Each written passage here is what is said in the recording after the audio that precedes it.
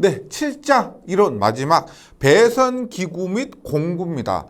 배선기구, 전선을 설치하는 데 필요한 기구, 그리고 공구는 우리가 벤치도 있고요. 스트리퍼 이런 거, 전선을 까는 것도 있고, 구멍을 뚫는 펀치 이런 것도 있고, 이런 것들에 대해서 마지막으로 정리를 하고 실장 이론 마무리하도록 하겠습니다. 먼저 배선기구입니다. 배선기구란 뭐냐? 개폐기류. 개폐기구 뭐요? 열고 닫는다는 거죠. 스위치입니다. 스위치 및 접속기구. 접속하는 게 어떤 게 있을까요? 콘센트나 코드 이런 것들이 접속기구가 될 겁니다. 그러니까 먼저 개폐기의 종류가 나이프 스위치라고 보시면 되고요. 한국말로 개폐기고요. 영어로는 스위치입니다. 그래서 나이프 스위치, 나이프가 뭐요? 그러니까 나이프가 이 나이프죠. 칼입니다. 칼. 그래서 모양이 이렇게 이런 거 보셨을 겁니다. 요즘은 잘 사용하지 않는데 영화에서 이렇게 전기 올리고 내릴 때 이렇게 하는 거 있죠. 그 닿는 면이 칼날 모양입니다. 그래서 나이프 스위치라 하고요. 손으로 그냥 핸들 조작하는 그런 스위치. 그래서 종류가 있는데 단투와 쌍투, 그 다음에 단극, 2극, 3극이 있습니다. 여기서 투는 뭐냐면, 투는 계속 영어 써서 죄송한데 THROW, 투가 뭘까요? 투, 던지라는 겁니다. 투, 던지라 해서 트루라고 하는데, 단투는 뭐냐면 한쪽으로만 던질 수 있는 거예요. 한쪽으로만 던질 수 있고요. 쌍투는 어떻게? 이쪽 양쪽으로 던질 수가 있는 겁니다. 그래서 단투는 뭐냐면 싱글 트루 해서 ST가 들어갑니다. ST. 쌍투는 더블이죠. 더블 T, DT가 들어가고요. 그 다음에 극은 뭐예요? 폴이죠. 폴. 단극은 싱글 폴. 이극은 더블 폴. 더블 폴. 3극 뭐예요? 트리폴이 됩니다. 그래서 만약에 단극 단투라면은 SP, ST 이런 식으로 표현을 하고요. 얘도 마찬가지입니다. 쌍투에서 단극, 2극, 3극이 있는데 간간히 종종 시험에서 출제가 됩니다. 단극 단투는 단투니까 SP, ST죠. 단극 단투는 SP, ST. 2극 더블 P, 싱글 투. 3극은 트리플 폴, 싱글 트루 해서 TPST. 의미만 알면은 그냥 갖다 붙이시면 됩니다. 단극 쌍투는 싱글 폴, 쌍투니까 더블 T. 2극은 더블 폴, 더블 T. 3극은 트리플 폴, 더블 T. 이렇게 정리해 주시면 됩니다. 네, 그 다음에 나이프 스위치가 있습니다. 커버 나이프 스위치가 있어요. 커버 나이프 스위치는 제가 예전에도 많이 봤는데 하늘색으로 된 그런 스위치입니다. 근데 앞에서 했던 나이프 스위치가 커버가 없다면 커버 나이프 스위치는 그 나이프 스위치의 커버가 닫힌 겁니다. 하늘색으로 돼서 똑같이 이렇게 안에 그 끊어지는 퓨즈 들어가 있는 그런 스위치가 커버 나이프 스위치고요.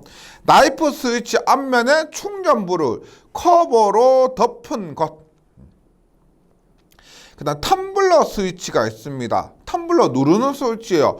노브를 상하로 움직여서 전멸하거나 좌우로 움직여서 전멸하는 것.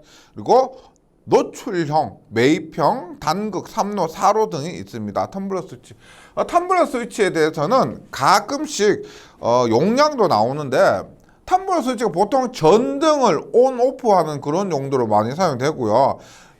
텀블러 스위치의 전격이 0.5A, 1, 3, 4, 6, 70, 12, 15, 16, 20 이런 용량의 전격 전류가 있다. 텀블러 스위치의 전격 전류가 나오는데 자주 나오는 건 아니고요. 문제에서 확인을 해주시면 됩니다. 그래서 그렇게 빈도가 높진 않은데 가끔씩 나온다. 그런 것들은 이론을 딱 외우면 좋겠지만은 여건이 좀 그렇게 호락호락하지 않으니까요. 문제를 통해서 그 문제에 나왔다는 것 정도만으로도 숙지해 주시면 됩니다. 로터리입니다. 로터리. 우리가 로터리, 도로에서 로터리 도는 것 있죠. 로터리. 그래서 로터리 돌리는 거 스위치입니다. 돌리는 스위치에서 회전 스위치라고도 하며 노출형으로 노브를 돌려가며 개로나 폐로 또는 강약으로 전멸하는 것이고, 부동 스위치입니다. 부동 스위치는 수위 조절입니다. 그래서 물탱크 나오면 부동 스위치고, 물의 양에 따라 동작하는 스위치가 있고요. 한국말로 부동 스위치가 있고, 그 다음에 시퀀스에서 수위 나오면은 플로트 스위치, 플로트레트 스위치가 수위와 관련된 스위치가 됩니다. 그 다음에 또 누전 차단기를 안 할 수가 없죠. 누전 차단기는 우리가 지락사고, 큰 지락사고, 일반적인 그 지락사고가 있는데 수용가에서 발생하는 지락사고를 보통 누전이라고 하죠. 누전이라고 하고, 그 누전을 차단하는 것이 누전 차단기입니다. 영어로는 우리가 ELB라고 하죠. ELB, Electric Leakage Breaker라고 하고요. 누전 차단기는 KC가 적용되면서 좀 더 규정이 더 세분화됐습니다. 그래서 접지 방법 중에서 TN 접지, TT 접지, IT 접지가 있고, TN 접지, TT 접지, IT 접지, 그 각각의 접지 종별에 따라서 누전 차단기를 달리 적용하게 됩니다. 이런 부분에 있어서는 응용에서보다는 보통 설비 과목에서 많이 출제되니까요. 좀 더 구체적인 부분은 설비 과목을 좀 참고해 주시면 되고요. 여기에서 나올 만한 부분들만 한번 보도록 하겠습니다. 누전 차단기를 시설해야 할 대상이 있습니다. 대상은 1번 금속적 위험을 가지는 사용자다 50V를 초과하는 이런 것도 50V를 초과한다는 것, 이게 어떻게 구분이 되냐면은 우리가 KC에서 SELV, LV, PELV, FELV 안전보호기능특별조합, 이 기준이 뭐예요? 전부 50V 이하죠. 거기에서 나오는 50V 이하, 50V 이하는 전압이 안전하기 때문에 이런 누전 차단 장치를 하지 않아도 되지만, 넘으면 50V 넘으면 누전 차단기를 시설해야 된다. 거기에서 나온 거예요. 그래서 일단 50V 초과하는 것 하고요. 아래의 경우는 적용하지 않는다 정도는 그 설비 과목에서 나올 가능성이 더 많기 때문에 한번 쭉 읽어만 봐주시면 됩니다. 그 다음에 또 어디에 설치하느냐. 2번 주택의 인입구 등 누전 차단기 설치를 요구하는 전로가 되고요.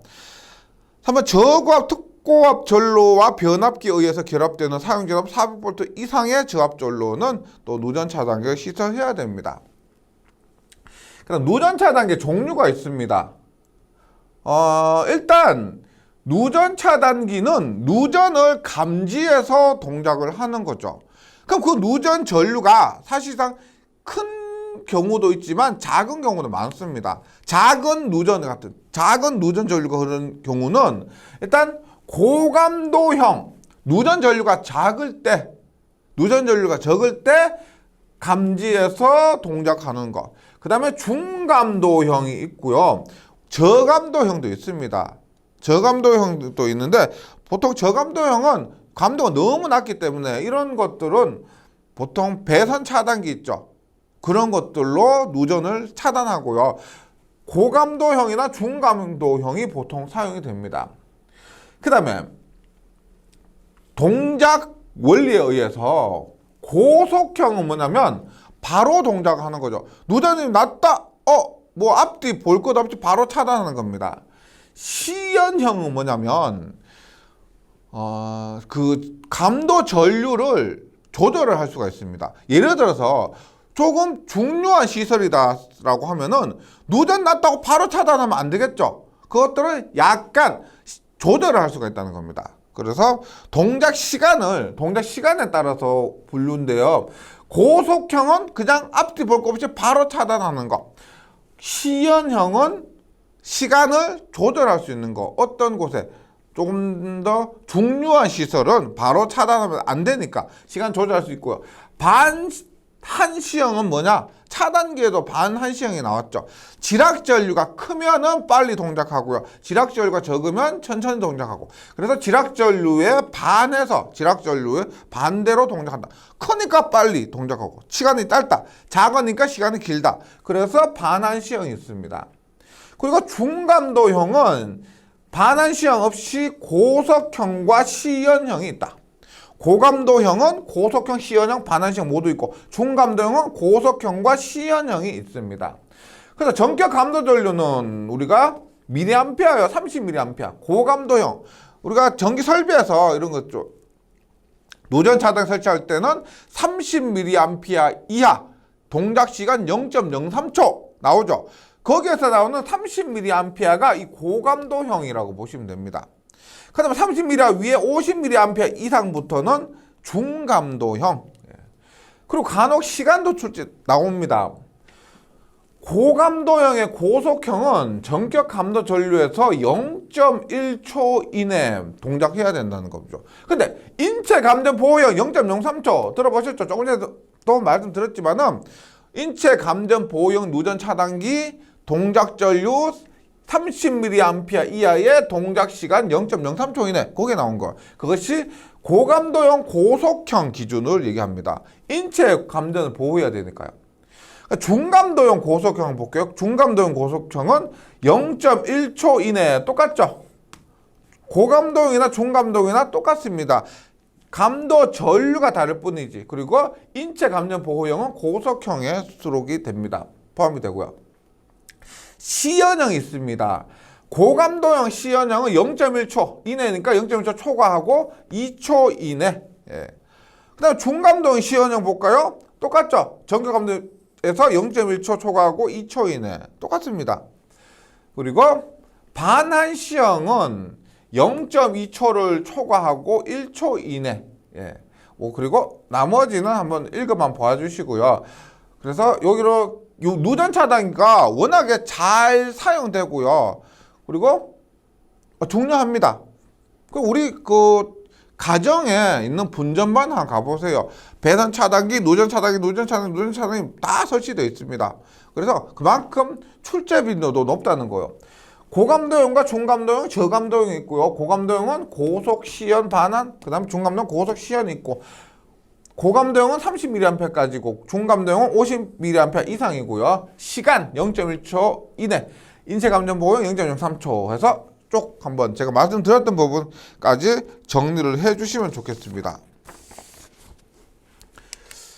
그 다음에 이제 나오는 것이 전기공사용 공구입니다. 전기공사용 공구. 우리가 일반적으로 벤치 이런 거 아시죠? 철사 끊고. 근데 전기공사용으로 사용되는 거. 전기공사 하시는 분들이 벤치에 구멍을 뚫어 가지고 전기공사도 많이 사용하십니다. 근데 좀 정석으로 전기공사용으로 사용되는 것들, 자주 나오는 것들 한번 볼게요. 먼저 클리퍼입니다. 클리퍼 뭘까요? 전선을 절단하는 가위가 클리퍼입니다. 프레셔 툴. 프레셔 뭐요? 누르는 거죠. 툴은 장비입니다. 우리가 슬리브나 이런 단자 같은 것들을 전선에 꽂고 눌러서 결합하는 겁니다. 전선과 단자 등을 눌러서 결합하는 것이 프레셔 툴이 됩니다. 터미널을 압착하는 데 사용하는 거.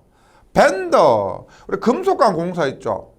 금속관 공사에서 금속관을 구부리려면 이렇게 잡고 이렇게 당겨야 돼요. 그 구부리는 기구가 밴더입니다. 근데 합성 수지관 중에서 피관이라고 있습니다. 그 피관을 구부리려면 스프링 밴더라고 있어요. 스프링 밴더를 피관 안에 넣어서 구부립니다. 밴더 금속관을 구부리는 공구로 사용되나 무거워서 현장에서는 히키가 보통 사용된다. 히키도 구부리는 거고요. 만약에 합성 수지관을 구부린다 하면은 스프링 밴더, 그냥 밴더는 금속관을 구부리는 것. 오스터, 금속관 공사하면서 얘기했었죠. 금속관 끝에 나사내는 것이 오스터입니다. 노가웃 펀치, 펀치는 펀치 뭐요?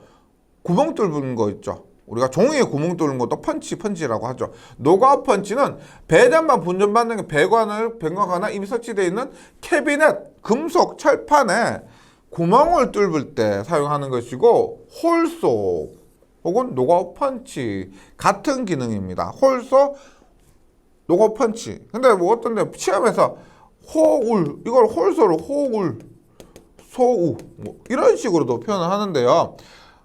홀소, 홀소 똑같은 겁니다. 네. 그 다음에 전격에 15mm, 19mm, 25mm짜리가 있다. 요 전격 구멍 굵기도 함께 기억해 주시고요. 파이프 커터, 이름에서 알 수 있겠죠.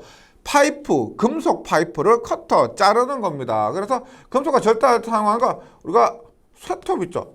쇠톱으로도 자를 수가 있고 파이프 커터로 자를 수가 있습니다.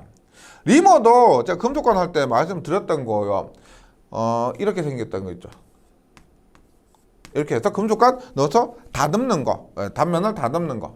금속관 쇠톱이나 커터로 끊은 후 관 안에 날카로운 것을 다듬을 때 사용하는 것이 리머고요. PC 테이프도 이따가 나올 겁니다. 테이프입니다. 전선간에 PC 테이프는 이런 거요. 전선간 넣는데, 예를 들어 전선간 이렇게 길어. 그러면 넣을 때 전선이 이렇게 여러 가닥입니다. 여러 가닥이면 이 PC 테이프 이거 끝을 묶죠. 묶고 나서 여기 집어 넣으면은 한 가닥 넣는 것보다 여러 가닥 묶어서 한꺼번에 넣는 것이 더 잘 들어가겠죠. 그래서 전선간 입선할 때 전선을 묶는 것이 이 PC 테이프입니다. PC 테이프. 토치램프는 잘 아시겠죠? 우리 뭐 고기 구워 먹을 때도 토치램프 쓰는데, 토치램프가 관을 구부릴 때 경질 비닐 전선관 있죠? 잘 구부러지지 않는 것, 그런 곳에 사용됩니다. 그래서 보통 합성주직원의 가공에 열을 가할 때 사용되는 것이 토치램프다. 여기 나오는 것들 잘 출제되거든요. 한번 정도 정리를 더 해주시면 좋겠습니다. 그 다음에 측정 기구도 있습니다. 들어본 것도 많으실 거예요. 와이어가 선이죠. 선, 게이지. 전선의 굵기를 측정하는 것이 와이어 게이지입니다. 근데 마이크로미터도 있죠. 전선의 굵기도 측정할 수 있고, 철판이나 구리판의 두께를 측정하는 것이 마이크로미터. 예. 제가 일일이 다 보여드리지 못하는데 한번 검색해 보시면 하실 겁니다. 회로 시험기 우리가 테스터라고 합니다. 테스터 해서 전압, 전류, 저항 등을 측정하는 것. 접지 저항계 어스 테스터, 이름에서 알 수 있겠죠. 접지 저항을 측정하는 것. 전련 저항계를 우리가 매거라고 합니다. 전련 저항을 측정하는 것. 뭐 누전이 되는 것을 전련 저항을 측정해서 알 수가 있고, 훅온 미터, 뭐 이거 뭐 후쿠메터 뭐 이렇게라도 얘기하면 현장에서 후쿠메터 뭐 훅온 메터, 영어로 HOOK, 훅온 해서 후쿠메터 혹은 훅온 메터 이렇게 얘기를 합니다. 통전적인 전선 전류 측정, 그러니까 활선 있죠. 전류가 흐르고 있는 전선을 이렇게 우리가 찝으면은, 이렇게 전선 사이에 찝으면은 흐르는 전류를 측정할 수 있는 것이 훅온 메타가 됩니다. 그 다음에 접속 재료. 접속한다는 거죠. 접속한다고 하면 전선과 전선을 접속하는데 생각나는 게 뭐가 있다? 테이프가 있습니다. 테이프는 크게 우리가 시험에 나올 정도는 두 가지 정도입니다. 리너 테이프. 리너 테이프도 다른 거 다 따라서 연피 케이블 접속할 때 리너 테이프. 그 다음에 자기 용착 테이프는 비닐 외장 케이블이나 클로로프렌 외장 케이블. 리너 테이프는 연피 케이블이고요. 자기 용착 테이프는 비닐 외장 케이블이나 클로로프렌 외장 케이블. 비닐이나 클로로프렌 외장 바깥 부분을 비닐이나 클로로프렌으로 이루어진 테이프, 전선 등을 접속하는 것이 자기 용착 테이프입니다. 보통 리너 테이프 나오면 연피 나오면 리너, 이렇게 바로 외워주시고요.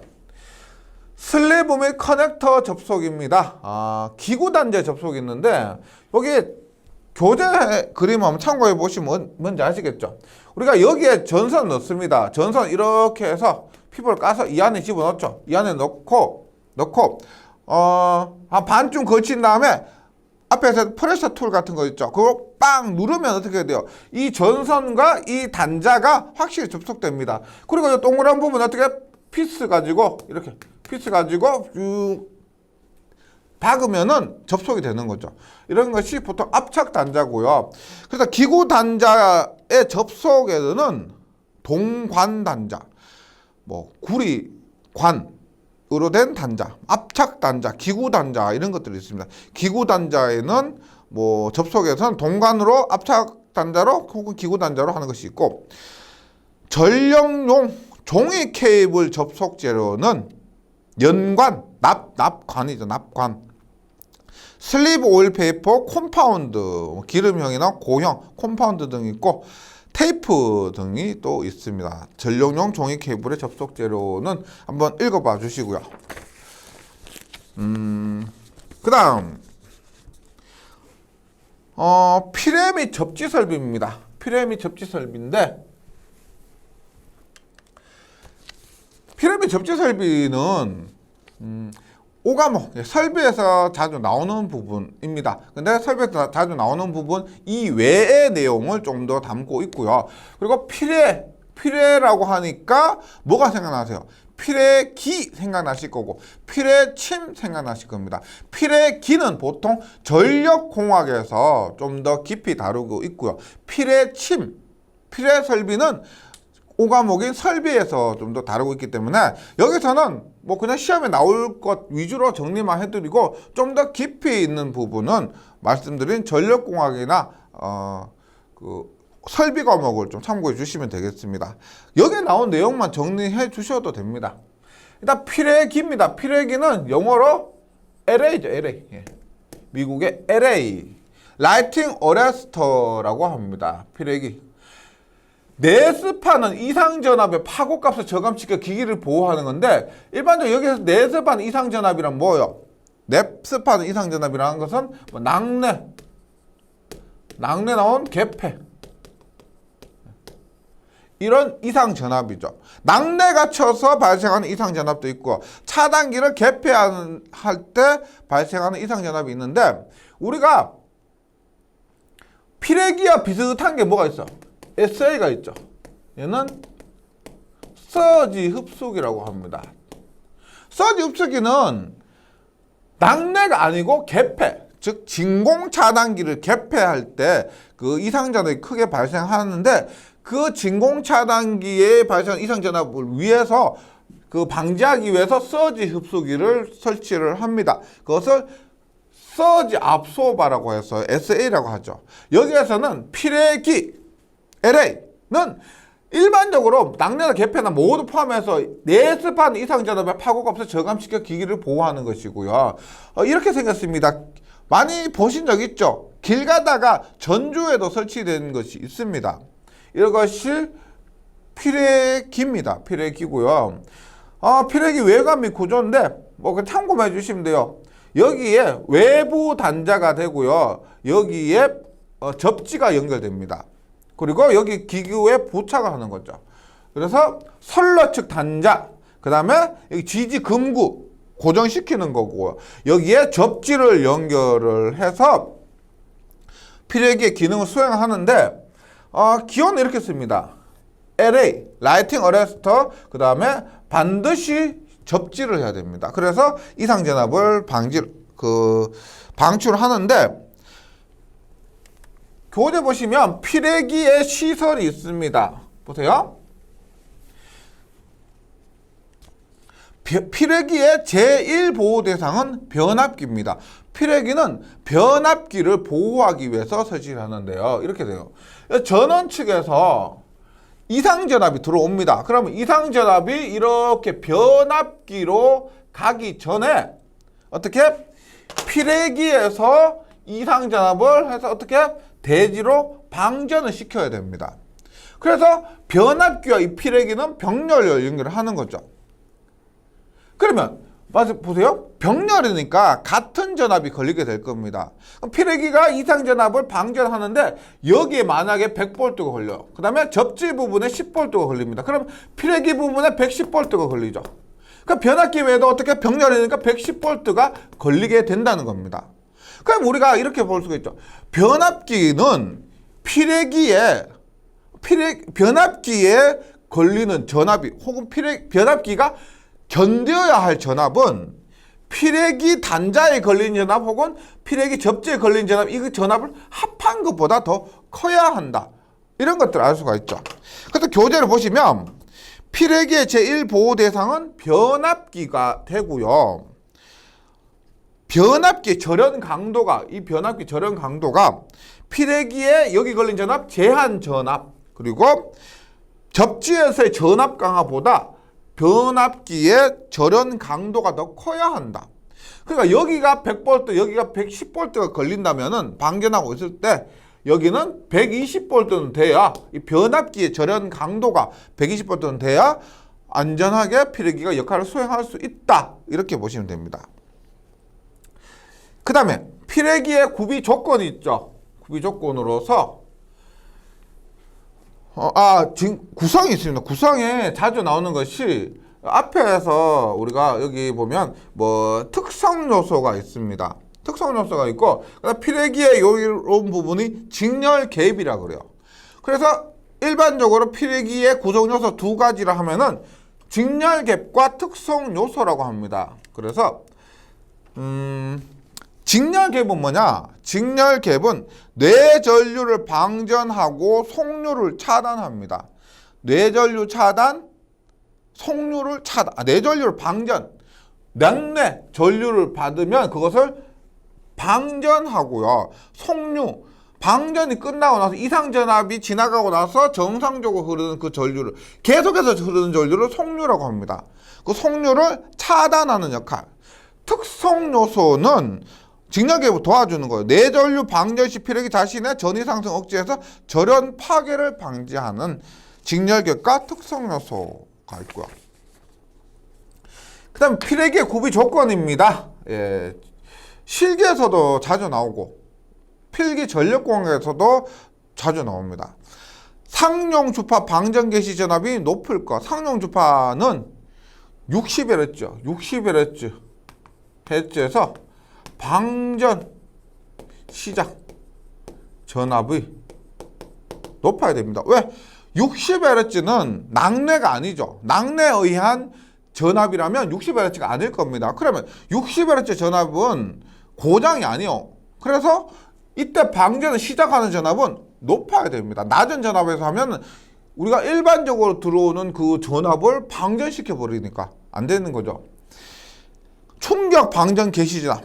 충격 방전 개시 전압은 낮을 것. 충격입니다. 낙내 전압이란 거예요. 낙내 전압을 방전 빨리 해야지. 낙내 전압 높은데도 방전 안 하고 버티면 안 되죠. 충격 방전 개시 전압은 낮을 것이고, 제한 전압이 낮을 것. 제한 전압이란 건 앞에서 방전하고 있을 때 피레기에 걸리는 전압이 제한 전압인데 이 전압이 낮아야 됩니다. 얘가 낮아야 변압기 절연 강도도 더 낮을 수가 있죠. 속류 차단 능력이 클 것. 속류. 방전 끝나면 이제 차단해야 됩니다. 속류 흐르지 못하게 해야 됩니다. 그다음 속류 차단 능력이 커야 한다. 그 다음은 피레기의 전격 전압이 있습니다. 피레기를 배전선로나 혹은 변전소에 시설을 하는데 우리 차단기도 이렇게 돼요. 공칭전압과 전격전압은 다르죠. 공칭전압이 22.9kV일 때 차단기의 전격전압은 25.8kV입니다. 공칭전압이 22kV일 때 차단기의 전격전압은 24kV예요. 그래서 그 전격전압은 기기마다 다른 것이 있는데 피레기도 마찬가지입니다. 공칭전압이 22.9kV인데 그것이 변전소에 시설된 피레기다라면은 21kV, 배전선로에 설치된 피레기라면은 그 값이 피레기 전격 전압이 18kV가 됩니다. 그 다음에 공칭연합이 22kg다. 그러면 변전소에 설치되는 피레기의 전격전압은 24kV고 66에 72, 154에 40, 144, 345에 288 이런 것들은 실기에서 반드시 암기해 주셔야 되고요. 필기에서 한 20이나 22.9 이 정도는 자주 출제가 됩니다. 주시고 그다음 공칭방전 전류도 있습니다. 공칭방전 전류 이 표는 실기에서 더 자주 나오는데요. 간혹 필기에서 나오기 때문에 이렇게 수록을 했습니다. 피레기의 공칭방전 전류는 우리가 1000A 변전소, 5000A 변전소, 2000A 선로가 있습니다. 그래서 일반 배전선로는 공칭방전 전류가 2500A고요. 66km 및 그 이하 계통에서 3000 이하면은 5000. 그리고 154 이상이나 66에서 3000 초과하면은 용량 3000 초과는 10,000. 3000 이하는 5000. 배전선로는 2500이 됩니다. 디스커넥터. 커넥터가 뭐예요? 커넥터가 연결한다. 디스커넥터는 뭘까요? 끊는다는 거죠. 우리가 위험 상황이 되었을 때 피레기의 접지 부분을 뒷부분을 끊어버리는 겁니다. 피레기 자체 고장으로 산화이온 소자가 열화될 경우 폭발하여 피레기를 선로로부터 사고 파급을 방지하는 장치. 그래서 사고 파급을 방지하기 위해서 끊어버리는 장치가 디스커넥터입니다. 네. 그 다음 피레 시스템 볼게요. 피레 시스템. 피레기는 조금 전에 보여드렸지만 하나의 기기입니다. 피레 시스템은 시스템이에요. 하나의 기기가 아니고 모여서 이루어진 시스템입니다. 그래서 우리가 낙뢰 시스템을 보면 이런 건물이 있습니다. 건물이 이렇게 시설되어 있을 때 낙뢰가 칩니다. 낙뢰가 이렇게 친다고 했을 때 건물을 보호하기 위해서 어떻게 해요? 먼저 이 낙뢰를 받는 부분이 있죠. 받는 부분이 있습니다. 그리고 그 낙뢰 받은 것을 어떻게 해요? 옥상에 모아놓는 게 아니죠. 어떻게 쭉 가서 땅으로 배출해야 되는 거죠. 배출해야 됩니다. 그리고 이것을 땅에 이렇게 없애야 됩니다. 맞죠? 땅 속으로 보내야 되는 겁니다. 그래서 피레 시스템이란 뭐냐면 이런 낙뢰로부터 보호하기 위해서 수레부 수레 낙뢰를 받는 부분. 그 다음에 받은 낙뢰를 어떻게? 땅으로 보내는 거죠. 어떻게? 인하. 얘는 도선.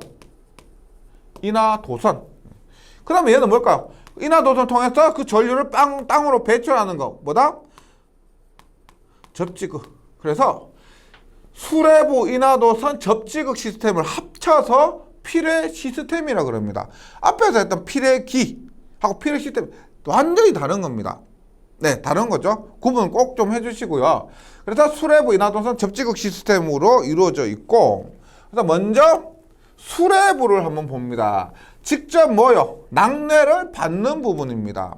낙뢰를 받는데 그 방법이 예전에 뭐 여러 가지 우후죽순 종류가 뭐 KG, 망씨 뭐 이렇게 많았는데요. KC가 적용되면서 이렇게 약간 간단하게 정리를 한 겁니다. 모양에 따라서 보세요. 어떻게 해요? 우리가 일반적으로 생각하는 이런 돌침이 있습니다. 돌침이 낙뢰가 받는 거. 그래서 인하도선을 통해서 접지극으로 배출하는 방법이 돌침 방식이고요. 그 침이 이렇게 하나 나와 있는 겁니다. 일반적으로 생각하는 그런 거. 그 다음에 수평도체. 뭐다?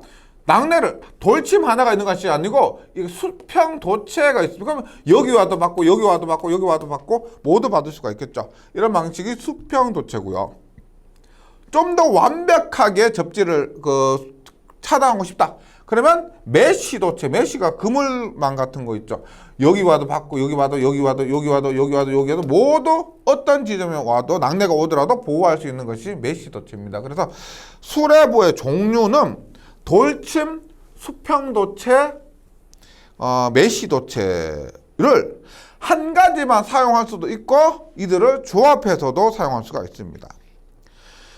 그 다음 수레부를 배치하는 방법. 배치하는 방법으로는 보호각법, 각도와 관련된 거야. 보호각법, 회전구체법, 회전구의 그 반지름 안에 들어가는 그런 반경 안에 배치하는 그런 방법, 매시법 중 한 가지 혹은 조합된 방법이 됩니다. 그다음 수레부 시스템용 금속판 또는 금속 배관의 최소 두께 등이 있는데, 이런 것들 제가 시험에 자주 나오는 것만 말씀드릴게요. 표가 좀 많기 때문에 모두 암기하기는 힘들 거고요. 수레부 시스템 뭔지 아시겠죠?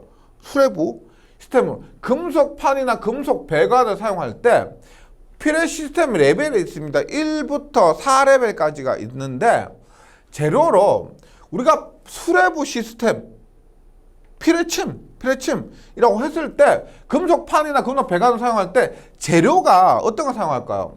보통 우리가 강철이나 동이나 알루미늄 많이 사용할 겁니다. 그리고 강철 같은 경우는 부식이 잘 되죠. 어떻게? 부식이 잘 됩니다. 매번 밖에 서 있는데 비 맞고 습도도 높고 하다 보면 부식이 되죠. 그래서 강철 같은 경우는 스테인리스 아연 도금강, 스테인리스 스댕 해서 우리가 부식 잘 안 되죠. 그리고 아연 도금을 하면은 부식이 안 됩니다. 그래서 일반적으로 수레부 시스템용 금속판 또는 금속 배관의 뭐 두께를 일단 떠나서 재료로서 강철로 스테인리스 아연 도금, 일단 부식 방지하기 위해서는 이런 것들이 사용되고요. 동이나 알루미늄, 그 위에 뭐 티타늄 이런 거 딱 봐도 비싸 보이죠. 티타늄, 아연 등이 사용된다. 그 다음에 여기에서 뭐 관통, 고온점 또는 발열 방지가 중요하지 않은 경우 금속판에서 두께, 강철은 0.5, 동도 0.5, 알루미늄도 0.65 정도의 두께를 사용한다 하고 넘어가 주시면 되겠습니다. 그 다음에 인하도선입니다. 인하도선. 네. 근데 인하도선이 말 그대로 도선, 전선으로도 사용되지만은 구조물 있죠. 그 건물이라면 건물의 뼈대, 철골 있죠. 그 부분도 인하도선으로 사용할 수 있습니다. 뭐 일단 여기서도 좀 표를 보니까 좀 복잡하잖아요. 시험에 나오는 거 위주로만 좀 정리해 주시기 바랍니다. 수레도체, 피레침과 인하도선의 재료, 형성과 최소 단면적입니다. 수레도체, 피레침과 인하도선의 재료, 형성과 최소 단면적도 마찬가지로 자주 사용되는 게 뭐가 있을까요? 구리, 알루미늄, 구리인데 주석 도금한 구리, 알루미늄은 알루미늄 합금, 그 다음에 스테인리스 강, 이것도 마찬가지로 부식이 되지 않는 곳. 그래서 뭐 부식성인 경우에는 스테인리스 강이 사용되고요. 우리가 일반적으로 인하도선이라고 하면은, 혹은 뭐 수레도체라고 하면은 구리와 알루미늄이 먼저 생각나실 겁니다. 그때 이게 그래도 조금 반가운 게 형상이 있습니다. 테이프형 단선, 원형 단선, 연선이 있는데 모두 단면적이 50 스퀘어입니다. 알루미늄은 원형 단선, 연선은 50이고요. 테이프형 단선이 있습니다. 테이프형으로 된 단선은 70이에요. 70. 스테인리스 강은 연선일 때 70입니다. 그래서 보면 대부분이 50이에요. 50. 알루미늄 합금도 50. 용융, 아연, 도금, 강도 다 50인데 70인 거, 요거 두 개만 따로 좀 구분을 해주시면 됩니다. 표는 되게 많지만은요, 50 아니면 70인데 대부분이 50이고, 알루미늄, 테이프형 단선, 스테인리스 강의 이런 경우만 70이다. 어차피 뭐 저도 이런 거 잘 못 외우고 있잖아요. 그래서 이런 것들은 제가 뭐 공부한다고 하더라도 구리 뭐 다 50이고 알루미늄 요것만 70인 거 두 개만 따로 정리를 해주시면은 이런 부분은 전혀 공부하기에 무리가 없으실 겁니다. 그 다음에 병렬 인하도선의 최대 간격이 있습니다. 우리가 이렇게 했을 때 인하도선이 예를 들어서 이렇게 건물에 이렇게 갑니다. 이렇게 내려올 수가 있죠. 그러면 그 인하도선 간 이나 도선 간의 간격을 얘기하는 거죠. 1, 2등급은 최대 간격이 10m고요. 3등급 15, 4등급은 20m입니다. 이나 도선 간의 간격 1, 2등급 10, 3등급 15, 4등급 20m 해서 또 정리를 해주시고요. 그다음 마지막으로 접지극 시스템입니다. 접지극. 접지극은 땅 속에 있죠. 땅 속에 어떤 식으로 설치하느냐. 지금 보시면 접지극 종류가 A형이 있고 B형이 있습니다. A형은 수평, 수직. 그 다음에 B형은 환상과 기초 이렇게 있어요. 그래서 수직 접지극 예가 이렇게 되는데 접지극 이렇게 수직으로 설치했다는 겁니다. 수직으로 설치했다. 수평으로 설치하면 이렇게 되겠죠. 수평 접지극이 A형이고요. 환상 접지극은 이렇게 접지극 이렇게 연결해서 환상 루프를 만들었다는 겁니다. 이것이 환상 접지극. 그리고 기초 접지극도 B형 접지극이라고 한다. 네. 그러면 여기에서 한 번만 뭐 정리를 해볼 필요가 있는 것이 접지극의 재료인데요. 접지극의 재료 형성과 최소 수치가 있는데 보세요. 일단 여기서 하나 좀 주의하셔야 될 게 접지극으로는 구리가 사용될 수가 있고 철이죠, 철. 강도 사용될 수 있고 스테인리스 강까지 사용됩니다. 뭐 중앙에 빠진 것 같죠? 알루미늄은 포함되지 않습니다. 알루미늄은 접지극에 사용되지 않는다.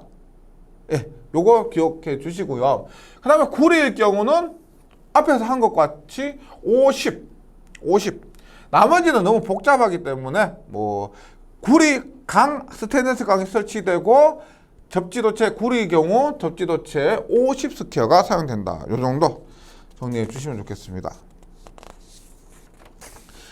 그 다음 접지극의 시설입니다. 접지극 시설은 이 부분 보시면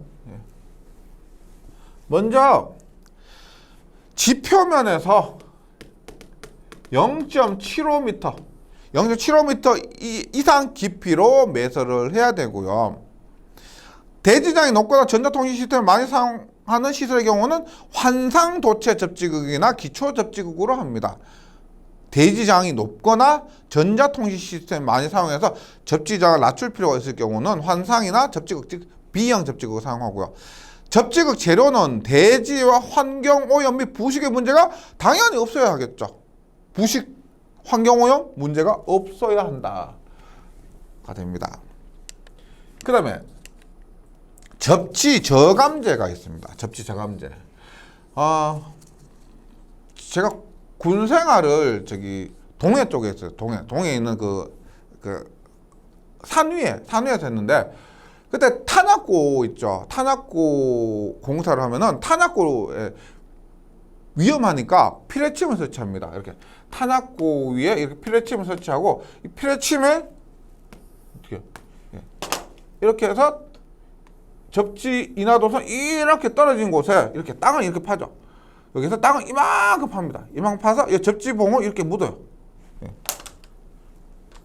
묻는데, 제가 바닷가에서 군생활 했다고 그랬잖아. 그럼 접지봉을 그냥 땅에 묻고 나서 그냥 하는 게 아니고 뭘 했냐면, 바닷가 꼭대기에 있는데 쫙 바닷가 가서 물을 있죠. 이런 엄청 드럼통에 물을 엄청 받아옵니다.